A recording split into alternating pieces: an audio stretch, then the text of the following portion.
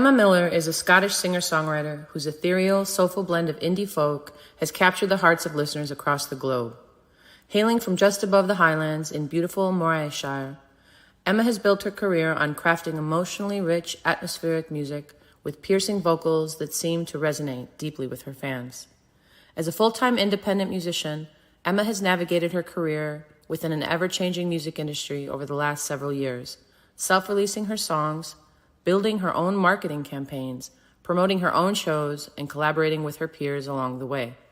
Most notably, it's her forward-thinking approach to the blockchain space that has truly set her apart, where Emma has been using digital collectibles of her songs as a way to both support her work and foster a closer, more meaningful relationship with her new communities.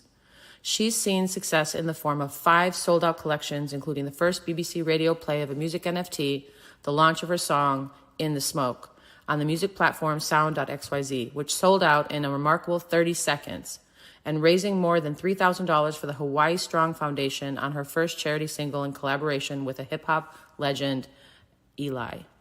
Her groundbreaking 1,000-piece Artifacts collection currently stands as the largest to come from a UK independent musician to date.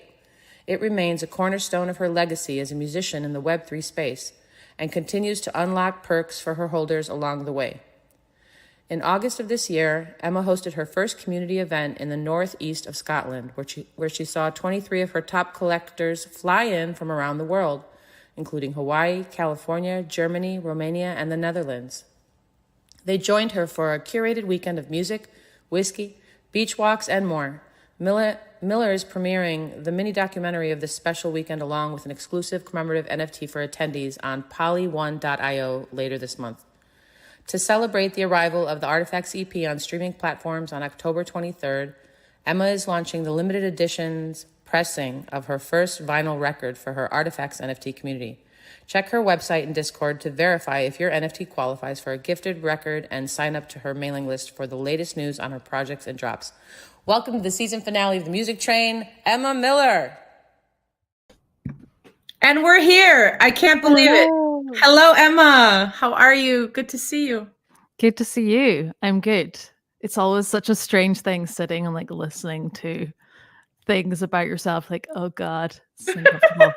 Yeah. But thank you. I recently started to do the bios as an introduction because they're important. They give you the roadmap of the artist, and you've done so much, and you're brilliant. And in fact, as it was running, I was thinking, I wanted to play the song maybe downstairs or, run.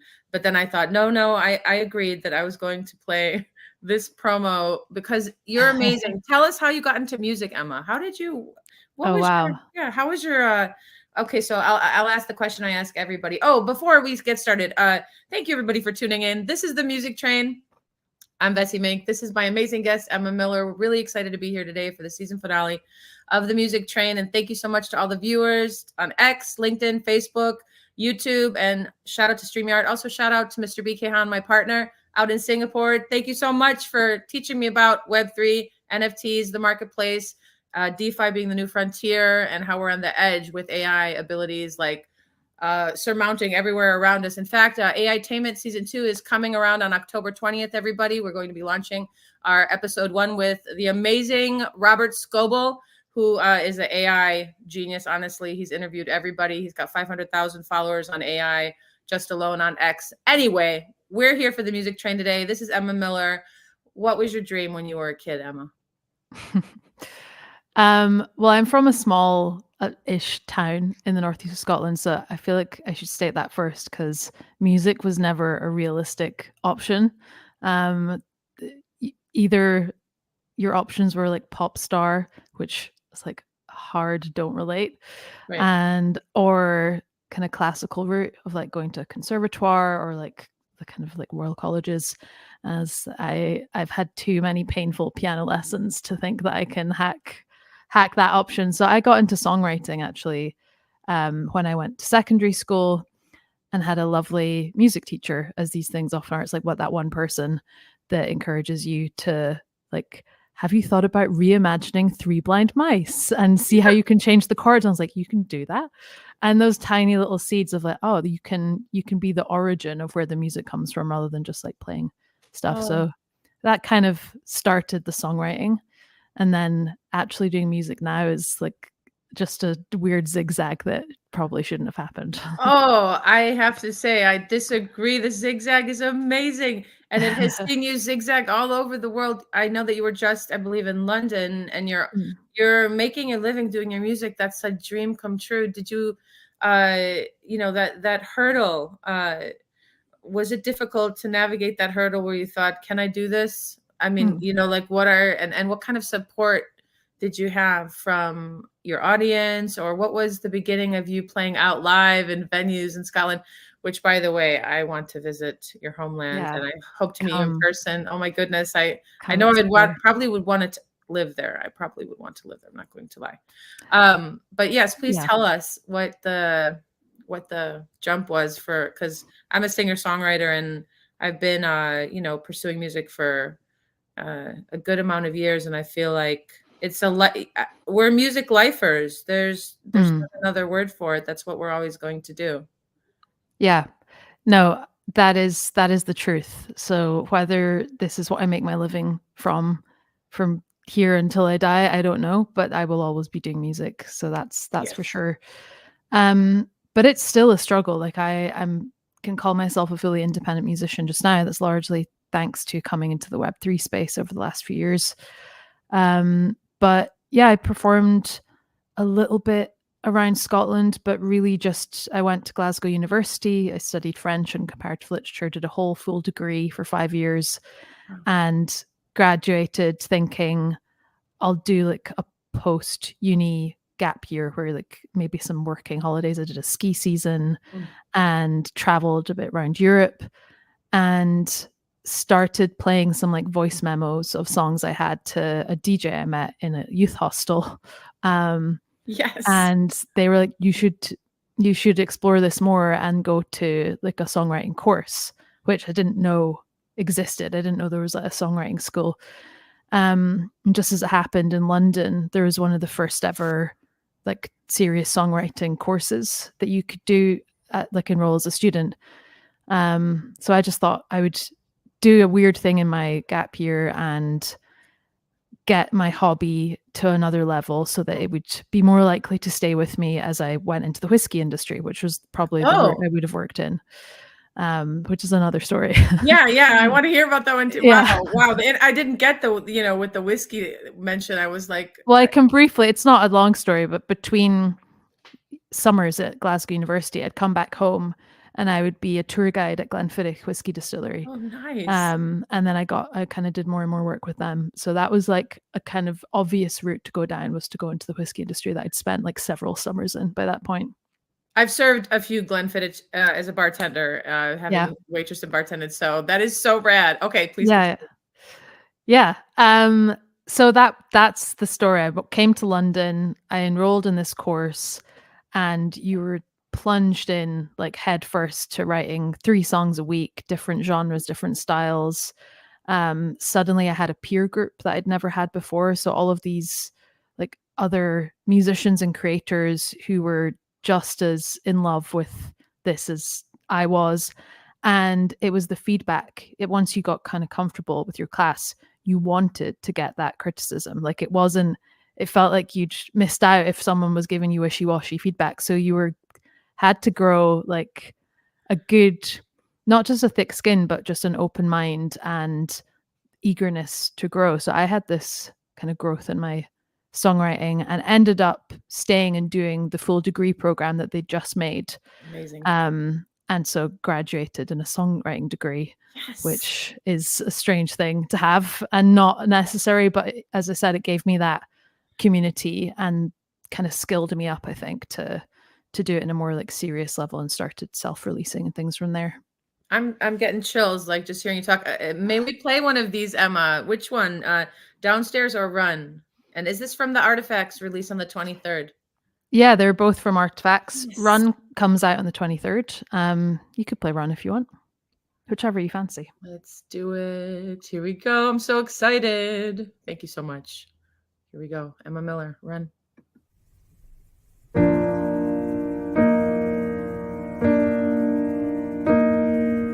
Here in the home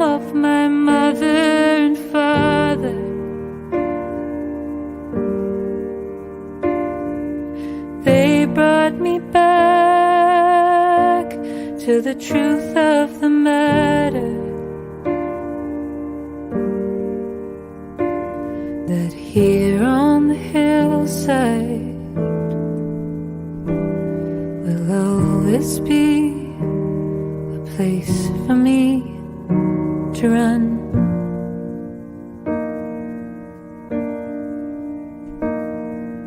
I could only sit and watch as the eagle flew high,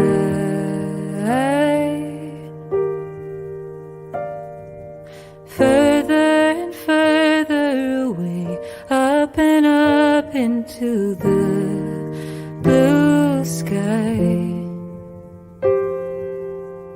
Here I am on the hillside, close enough to take it all in. By tomorrow night I'll be back in the city, where I can't quite collect my thoughts. Oh, how they run, run, run, run away from me.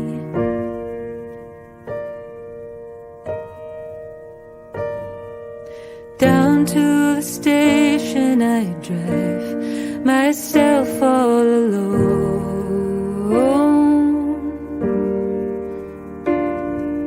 Jump on the train and it goes on and on into the unknown. Here I am in the in-between, close enough to let it all in. By tomorrow night I'll be back in the city. Oh, I need to run, run, run, run back to where I can feel the sun, or the clouds, or the rain on my face again.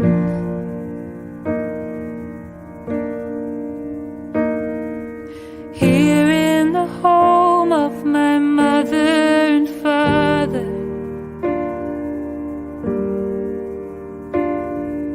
they brought me back to the truth of the matter, that here on the hillside will always be a place for me to run.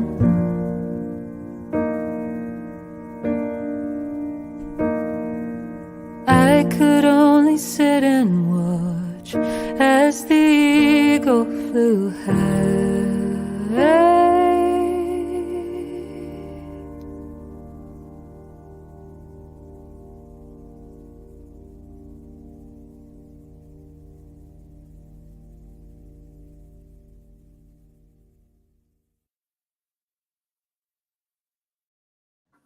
Absolutely beautiful. I'm just like, thank you. Okay, so wow, the truth of the matter. I'm in love with your music. That was so beautiful. Thank you, my dear. It offers immediate like peace. It's so beautiful. Your relationship with your parents is strong. I love that. I love that you put them in the song, and I feel like we should talk about the truth of the matter now. Yes.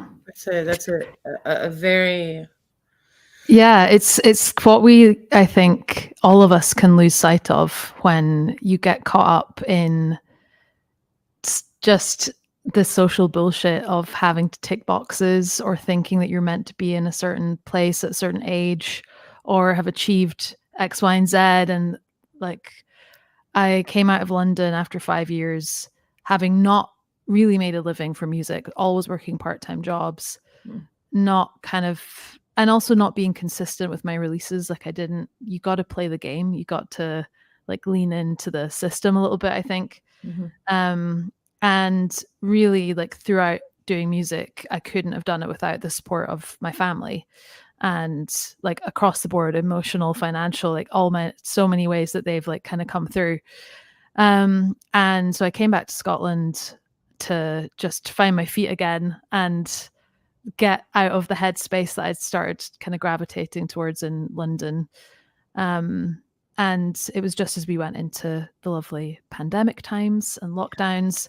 And so I had this real like grounding back home and getting out into nature. So that's one of those songs that like it's not that ambiguous. It's kind of says a lot of what happened, even just like references to eagles that I would see when I was out walking, and writing that song at my childhood piano, and just having my like parents give no judgment and just like come home, find yourself again, and yeah, shout out to your parents. Shout out to them for sure. Shout out to your parents. Oh, I'm so like taken by your music. I like we might have like they're there. The tears. They're hanging out. They're like Emma Miller rocks. Just getting ready. You do. You have some amazing collaborations that you've done also with I believe have you Josh Savage and Nessie the Real, I believe. I feel like that you have some collaborations. Yeah, I did a Christmas single with Josh last year. And Nessie and I worked together in New York recently, in New Jersey actually, on a couple of things. The first of which came out last month, and the next is, I think we're aiming for a little Halloween fun talk together. I love what I heard. I heard the Nessie check on X, and you guys, so definitely follow Emma wherever she is. I'm going to be doing that. And here we go now, just to make sure that you guys know, you can go to emmamiller.xyz. You can also find her at Hey Emma Miller on X, Facebook, right? Instagram, everywhere. They're all Hey everywhere. Yeah. Hey. So tell me now what you do to relax from the madness. I would like to know. Yeah. Well, still like music. If I'm in a funk, then I will sit down at the piano, and that's usually why I'm in a funk, is because I've not been doing music. I've got into admin and the never-ending list of the different hats we have to wear as independent musicians. So music is forever the thing I come to. But I also have a dog, a little Labrador. So getting out for a walk, cooking, listening to podcasts, seeing friends. I'm not much of a party animal these days, but like a glass of wine with some friends, and simple things really is how I unwind and get out into good headspace. Well, that's beautiful. I'm right there with you. If it weren't for music, gosh, I don't even know. I couldn't even tell you what it doesn't seem that there could ever be anything else to bring one back to like groundedness. You have to write a song because you felt all these things that really put you in a different space, and then you don't have this. I feel like everybody, it needs to be in schools.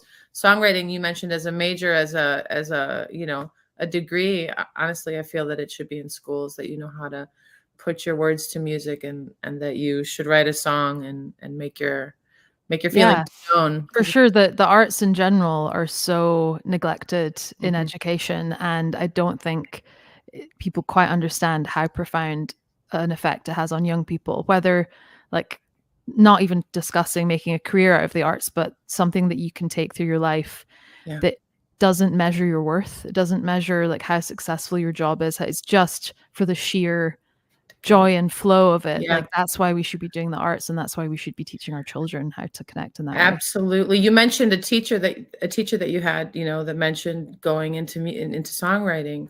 And my 5th grade teacher, and you call that secondary school or primary, you probably call it primary, but it's middle school for us.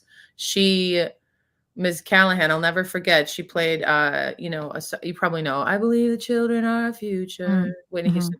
And songs like that. And, the class was like forever unified. I mean, we were learning, 3 major hits that like really changed the air in the room, which is what a hit song does, which is, by the way, your song, that was called Fall, correct? No, that was called Run. That's right. Yeah. And that has that feeling. So you guys, Run is on the record, coming out on the 25th on Artifact. So I'm just going to make sure you go and follow this amazing artist, and definitely save that to your Spotify, iTunes, wherever you do your music. I know that you're an NFT artist, that you make digital artifacts on the blockchain. For those of you who are new and you're just catching the show and you're like, well, what is all of that? Emma, maybe you could just give us a little bit of a rundown for the normies or new people in the Web3 space about how can we differentiate an actual song on Spotify as opposed to a digital NFT of your, yeah. It's always a good question because it makes me think of, we need to get better at communicating to wider world.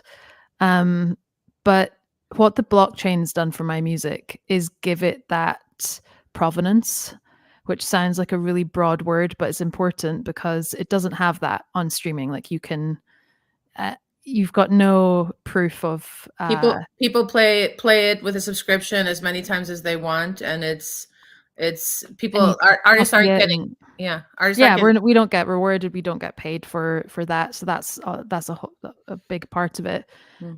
But bringing a song onto the blockchain, it makes it identifiable as one unique piece, as one edition or multiple editions, and suddenly it becomes this almost tangible asset as much as you can conceptualize that in a digital space. And so that's the difference, is the blockchain gives it this almost like a vinyl record provenance, like you can that's totally it, approval on it, but it's kind of got that on the blockchain. That's where I find. And the culture of Web3 is so like juicy and with artist focused. Like everyone wants music and art to win in the blockchain. Absolutely. Like. And then the ones that don't talk, talk a high game about other things, like inscribing, which back in the day, beginning on X, in some spaces, people were saying, well, minting NFTs, what's the point? You need to inscribe on ordinals. Like those were the conversations about 8-9 months ago, before Violetta Zeroni, which, by the way, I know that you're a good friend of hers, and she was going to be on the show as the season finale. I just want to say, you guys, that Violetta will one day grace the stage, but I have to say a big thank you to this amazing artist. She is so eloquent and beautiful, Emma. Honestly, like, I'm so grateful that it worked out like it did, because I get to know you, and I've been hearing about you. I've been, loving your music actually from afar. And I think that it's incredible that you are here today with us. So again, shout out to everybody tuning in. Thank you so much for viewing this show. Without your viewership, we wouldn't be here, because we want you to know more about music and about how it's changing lives every day. How you, if you're a musician, can create NFTs on the blockchain. You can do anything you put your mind to. If you ever need to get in touch, you can find me at Vessi Mink everywhere. Usually I'm on X. And I wanted to then again just give a shout out to our sponsors. So shout out to Mr. BK Han and the whole Metaverse Generation crew. Singapore, I love you. Let's go.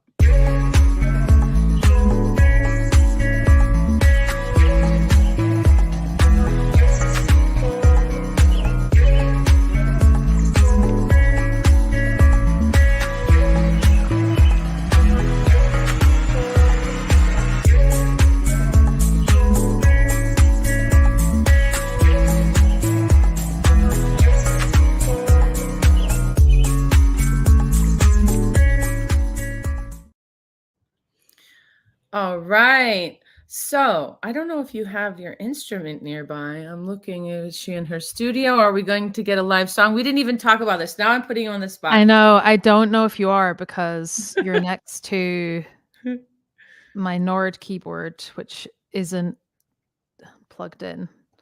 Well, I've just had to swap out the power for my laptop. So yeah, we might not be doing live today. Well, I'm fine with that. We're going to discuss more. Of course, I secretly want you to play live, so I'm hoping that when I... let's talk about... let's see here. You did 1,000 pieces in the Artifacts collection, so it's standing as the largest to come from the UK Independent to date. So how are you finding the onboarding of normies to the space when you go out and play live, or you go to, because you go to conventions? Didn't you just go to a convention, an NFT convention or a blockchain convention? And where can you tell us about that, where you were? I've been a speaker and a performer at multiple conferences over the years. And the one that I was just at, I was a performer at Zebu Live, which is the largest Web3 event in the UK. How do you spell that? How do you spell Zebu? Zebu, Zebu. Okay. Yeah. Cool. And yeah, it's the onboarding side is interesting because I personally may have onboarded a handful of people that I know of that are other artists into the space. But really, it was me that got onboarded to an existing community. And then I found people that understood this kind of Web3 blockchain side.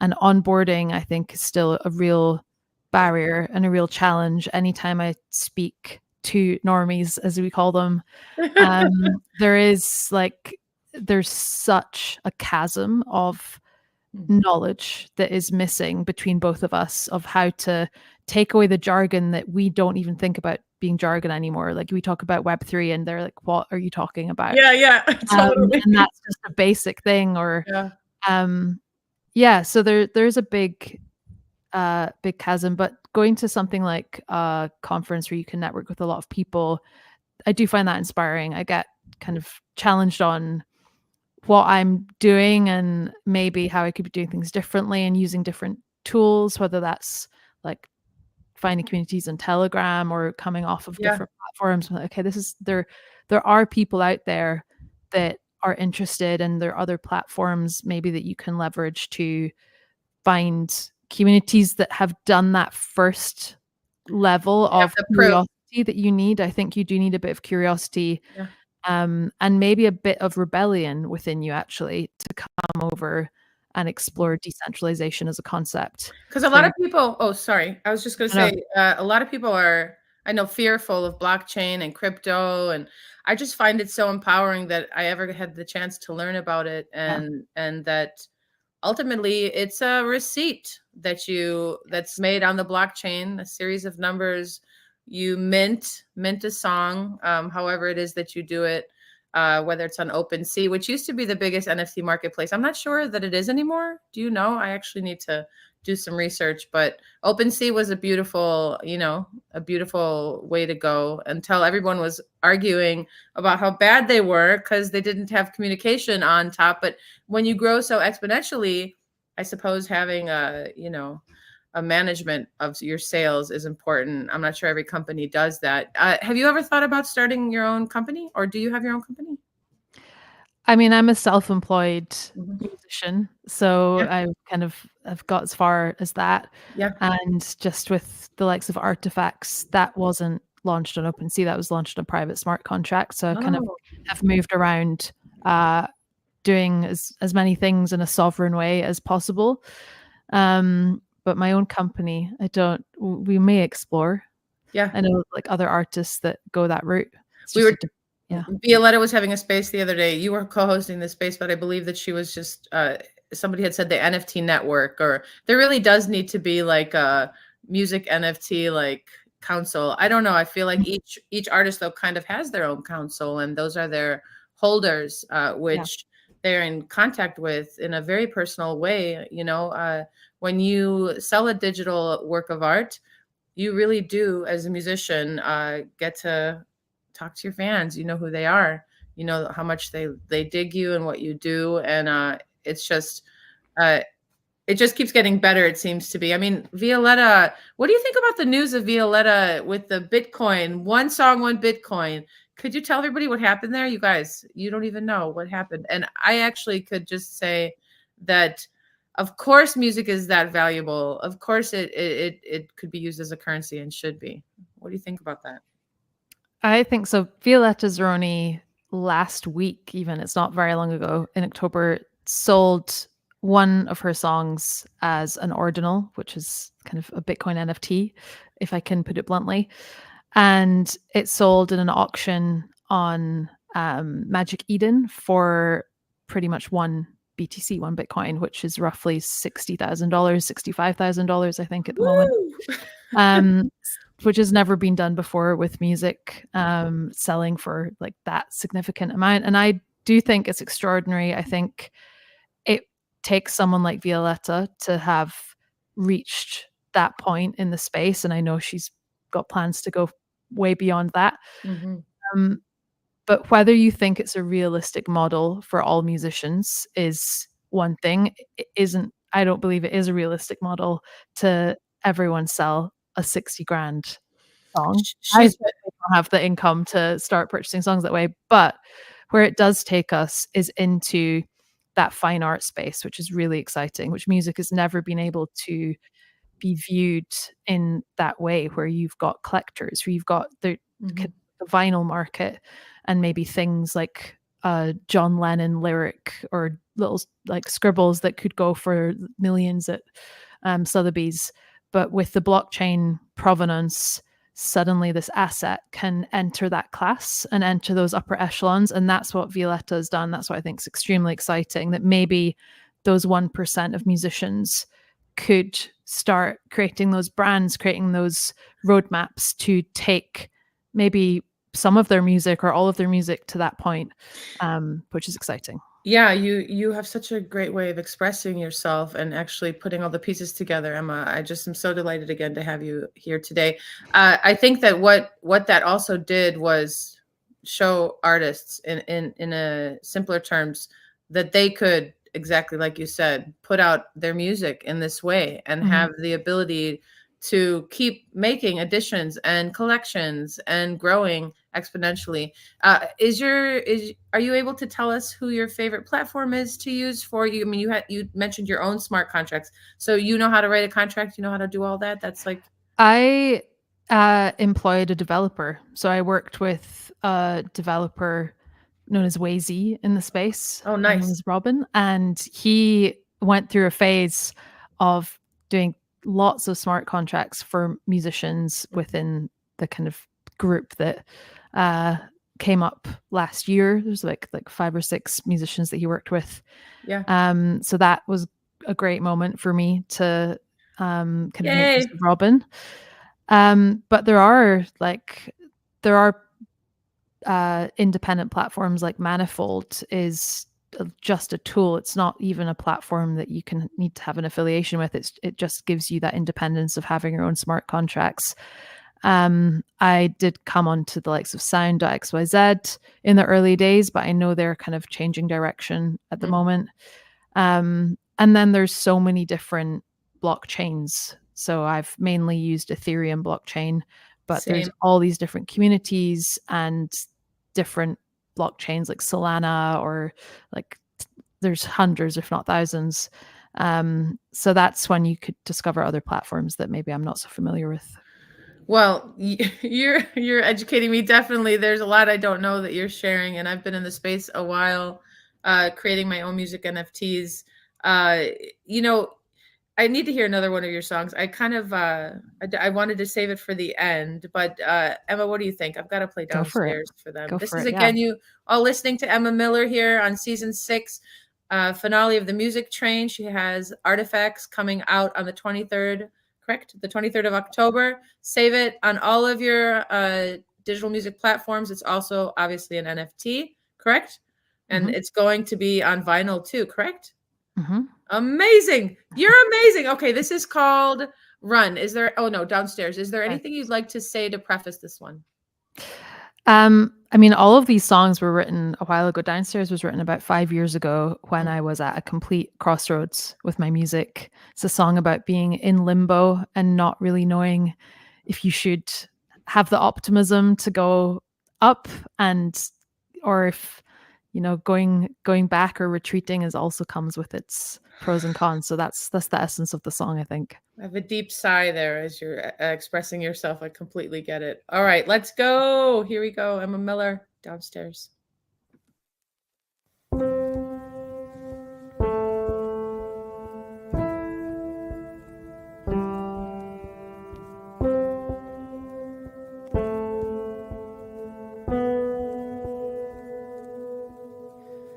I don't wanna go downstairs because it's lonely at the bottom.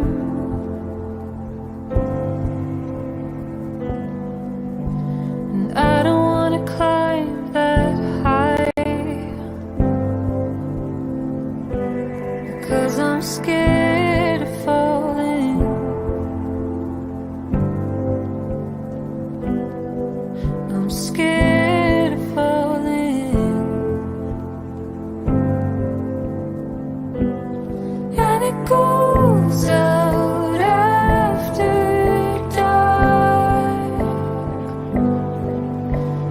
living is easy,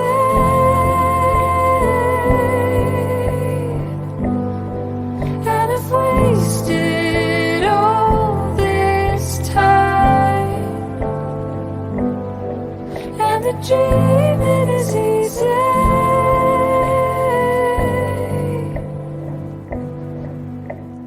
I don't wanna go downstairs, 'cause it's lonely at the bottom.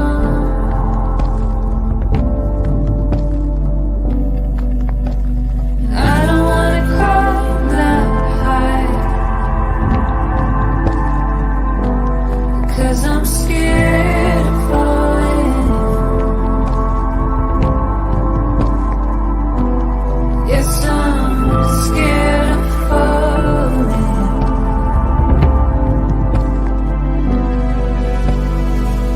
I found that I could hold on when I thought that everything was over.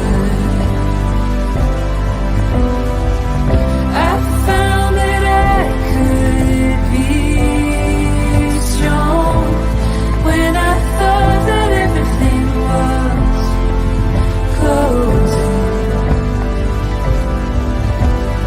I don't wanna go downstairs, because I'm scared I'll be forgotten.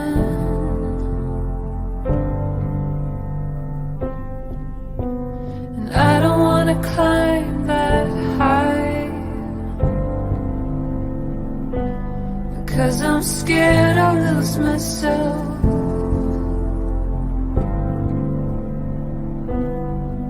I'm scared of what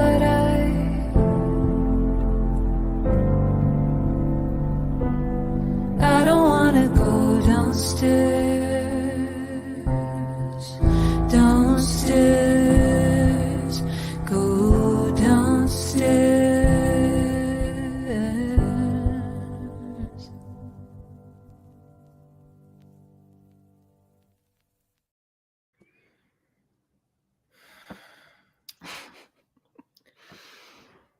I don't know what to say. Aw. I am now a huge fan. I mean, you guys, listen to that. Oh, I loved it. It's amazing. you. You're amazing. You're welcome and thank you. What a breath of fresh air and like healing. And I'm going through a lot right now. I won't go into it. But anyway, we're not going to get into my story right now. But whoo, your like music is like whoo, touching me, my Bless you. heartstrings, pulling my heartstrings. Such a healing, beautiful thing. Okay, you guys. Emma Miller, emmamiller.xyz. You just heard it there downstairs. She's going everywhere, straight to the top. Obviously, you can hear in her songwriting, there's so much depth, so much accuracy of personal journey. You know, the whole road is there. Do you produce this music yourself? Who is producing this? And these sounds, these musicians, are you playing all the instruments? Can you tell us, kind of give us the rundown? No, I am definitely collaborating with lots of people. I've got a long-time collaborator, Lucas Mendes, who's been a producer of mine for years and years and years, and who also went and caught up with when I was in London. And yeah, having that dynamic with someone where they understand kind of where you're wanting to go, I think, like, yeah, he's a great person to work with. And then we worked with other session musicians. So there's other tracks on the EP with like my friend Ruby Finch is on drums, and another session musician, Daniel Ovey, is on drums.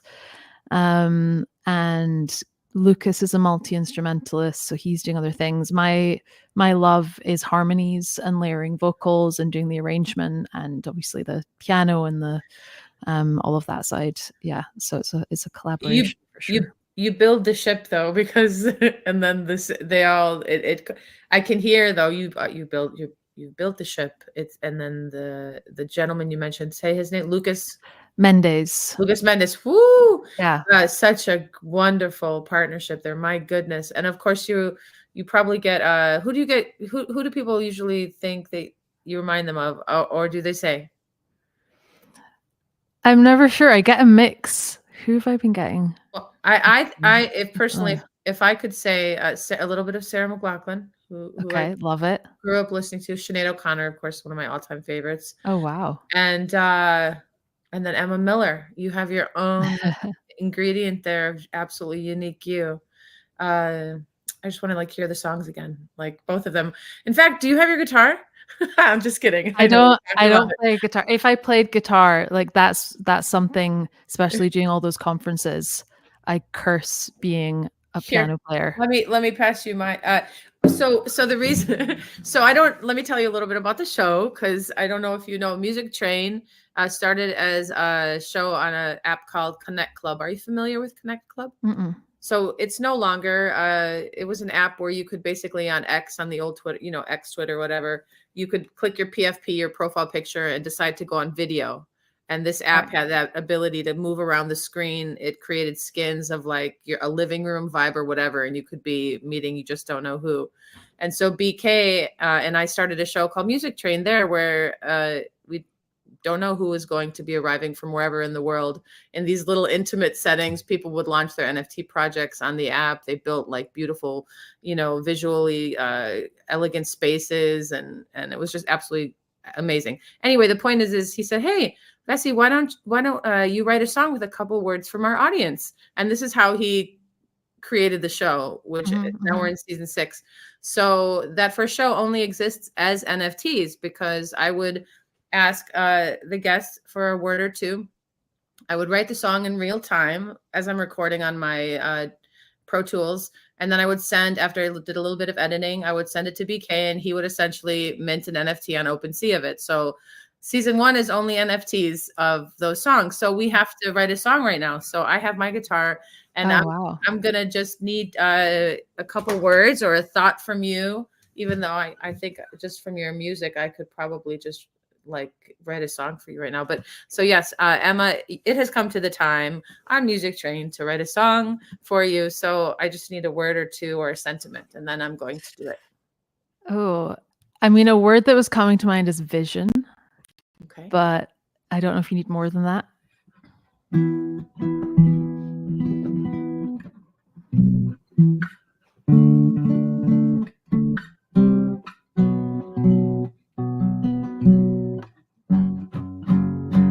I'm nervous because, you know, you're Emma Miller. I'm nervous. I'm nervous. I'm not usually nervous. It's sounding good already. Tell me, what is vision? Tell me, what is truth? Tell me, what is water from the proof? Take me to your world, Emma. Take me to your world, visionary on, visionary on target. She's a visionary on target. She's got the whole world in her hand. Tell me something, baby, baby. Do you like the music train? Do you like the music train? Yeah. Sort of like a jingle now. Hey, it's Emma Miller. You can find her at emmamiller.xyz. I'm Bessie Mink. This is what I do. That's the concept of the show.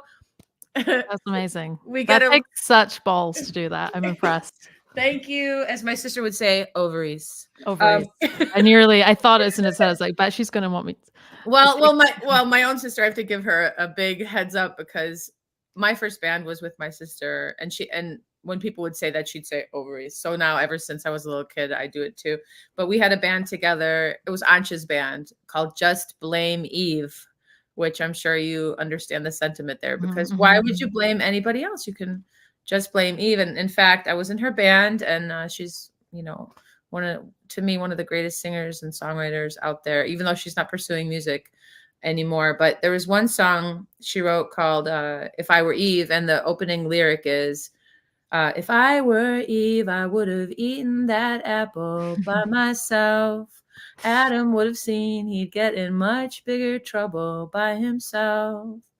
And I recently have been covering it. I'm going to release it, and that song finally makes sense to me, because if, in fact, Adam and Eve and the story of the origin of everything that ever existed is actually that, which some people really truly believe that, and to each their own, if she didn't share the apple, what would have happened? I mean, such a movie must be made about it. In fact, maybe you have some insight on that. What would have happened if Eve would not have shared the apple with Adam, Emma? We would all be ruling the world. The patriarchy would be dead. There'd be no war, no starving children. It would all be perfect. Yeah. See? It was Adam's fault.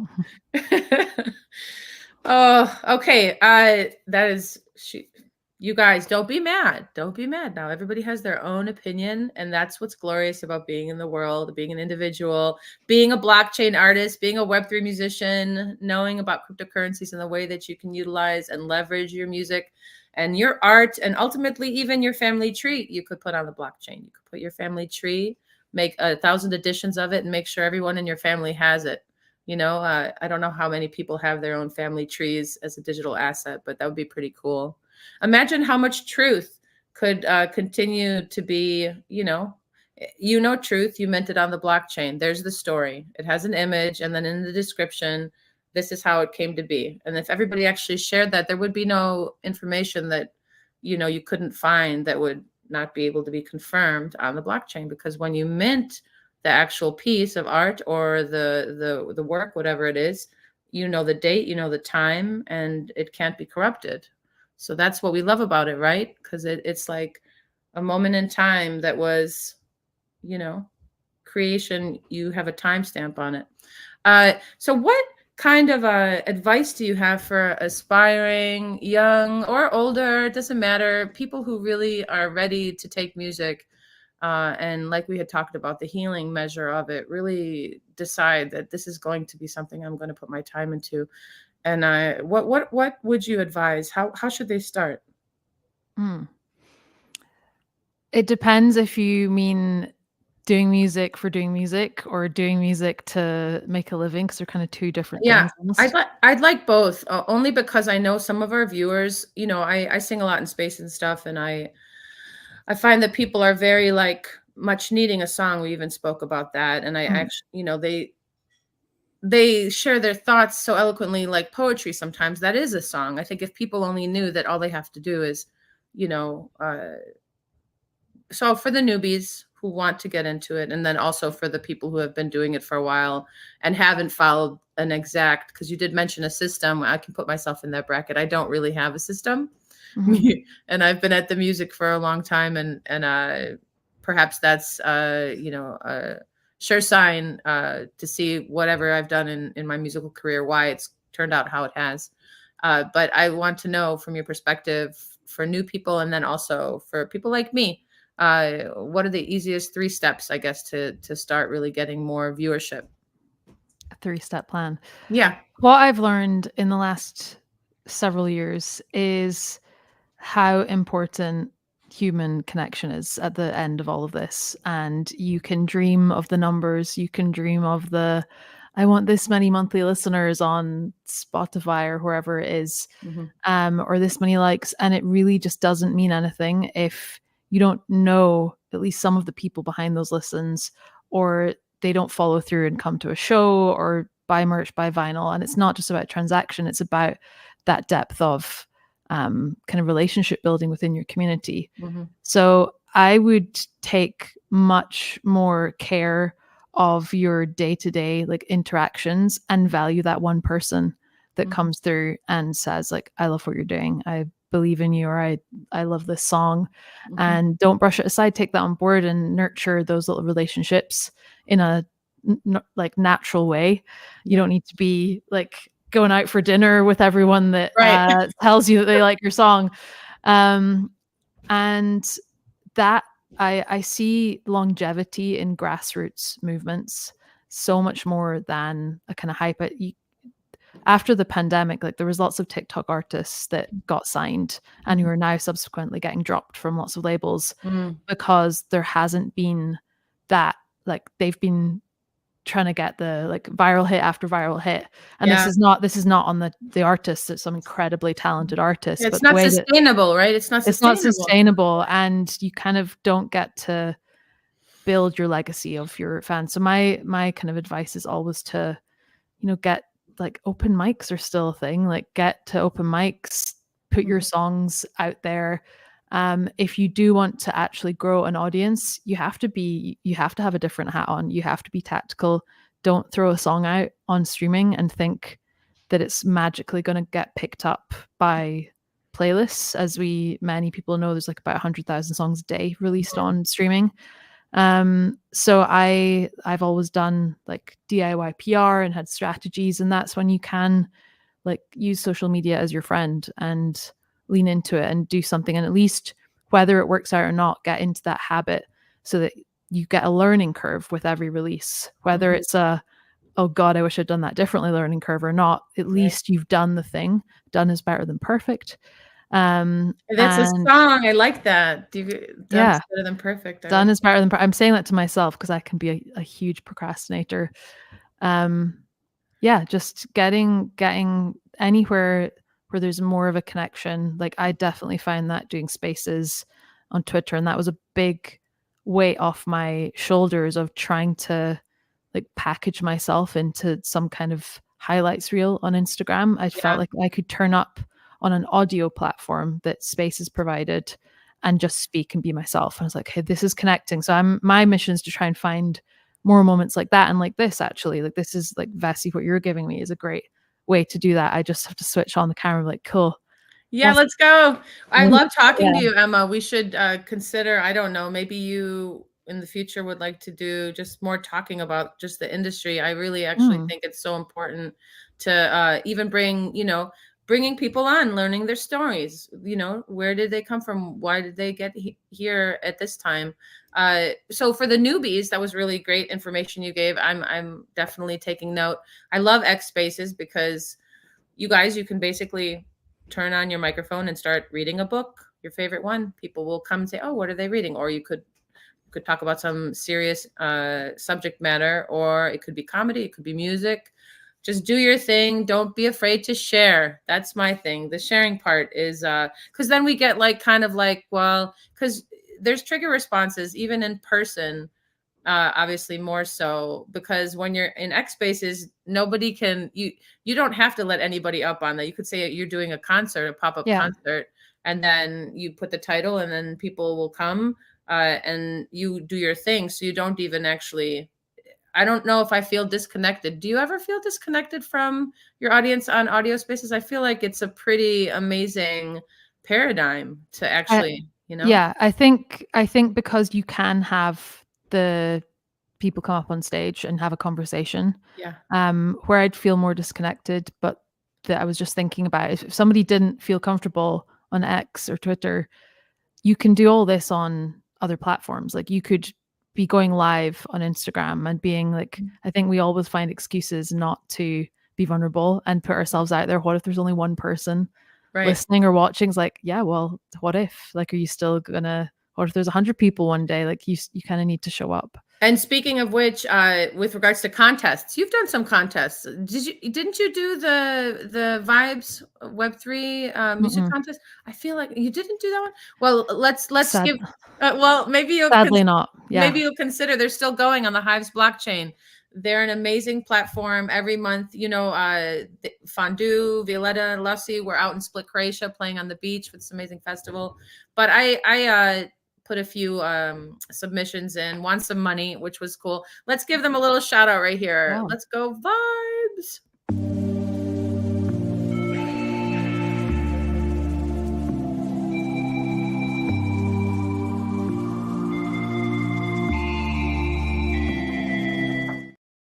If you have any questions about vibes, every week you can submit a song live and get into this amazing community where you can actually learn about the blockchain. And I believe they're trying to get Web3 musicians like all up on their chain.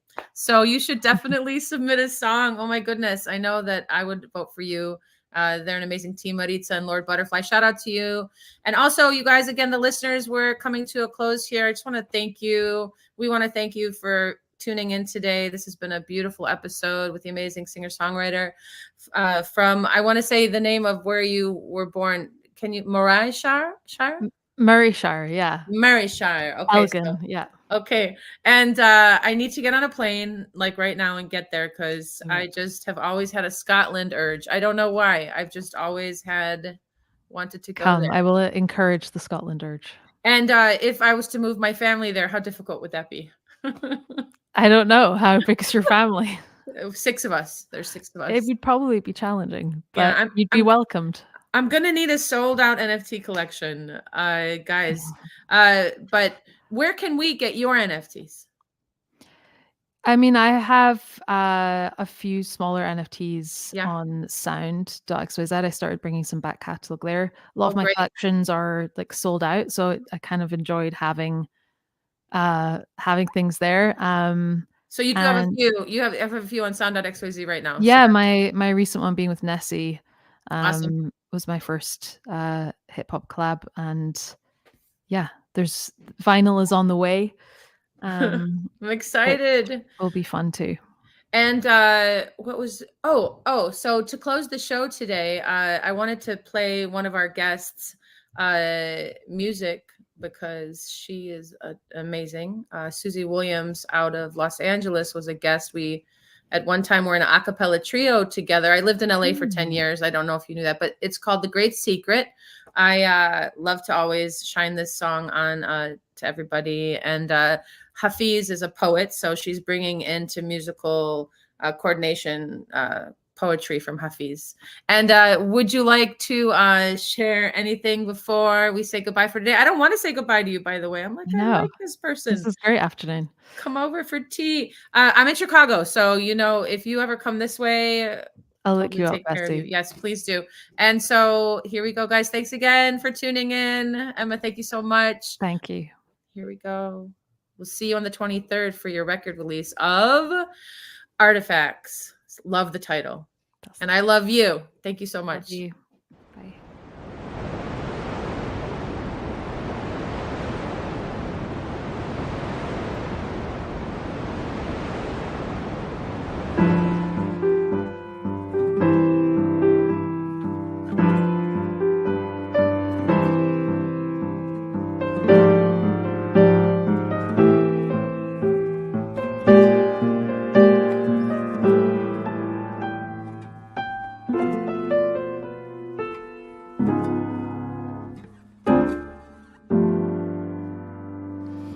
God was full of wine last night, so very full of wine, that he let a great secret slip, a great important secret slip. He was so very full of wine, and he said, there is no one on this earth who needs a pardon from me, for there is really no such thing. I say that there is no such thing, for there is really no such thing as sin. The beloved, he has gone completely wild. He has poured himself into me, and I am blissful, drunk and overflowing. Ah, bring all your bottles of wine to this